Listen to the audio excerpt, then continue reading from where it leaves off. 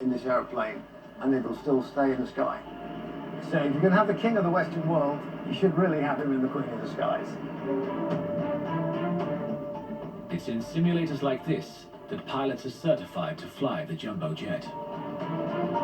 Today, Bruce and his team are about to recreate a rocket attack. I've never done it before. So, just how strong is the 747? Let's see what happens. A heat-seeking missile takes out a jet engine. Engine number 2's failed now. 2 engines out on the same side, one on fire, one's failed.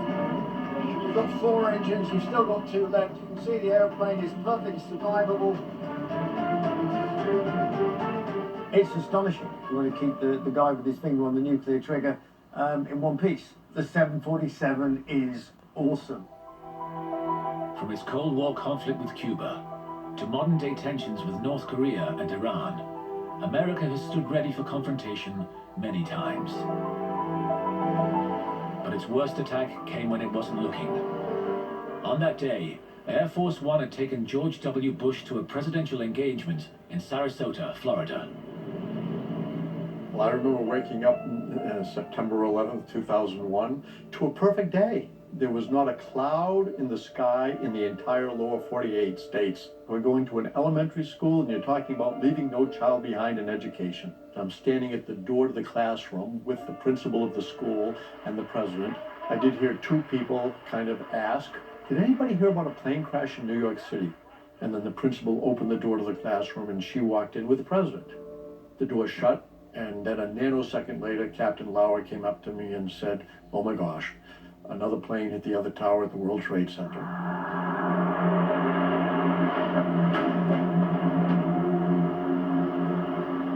I, number one, thought of initials UBL, Osama bin Laden. I knew about Al-Qaeda. The president did not know that I had stepped into the room. I came in from behind. I leaned over and whispered into his right ear, "A second plane hit the second tower. America is under attack." I could see his head bobbing up and down. I stepped back from him so that he couldn't ask me a question. And then I opened the door to the command center, walked in. The first thing I said is, "Get the FBI director on the phone. Get the crew back on Air Force One, because we're going to have to get out of here." We saw it on television when Andy Carr leans over to the president, lets him know the country's under attack. The director of the White House military office calls the aircraft, lets me know that we're now going to need to move the president. We've got to move him fast, because now the Washington, D.C. is under attack. We get out of the limousine, run up the gangplank. Even before the president is safely seated in his seat, the door is shut and the plane is starting to roll down the runway. We take off at a very steep incline. This was rocketing up.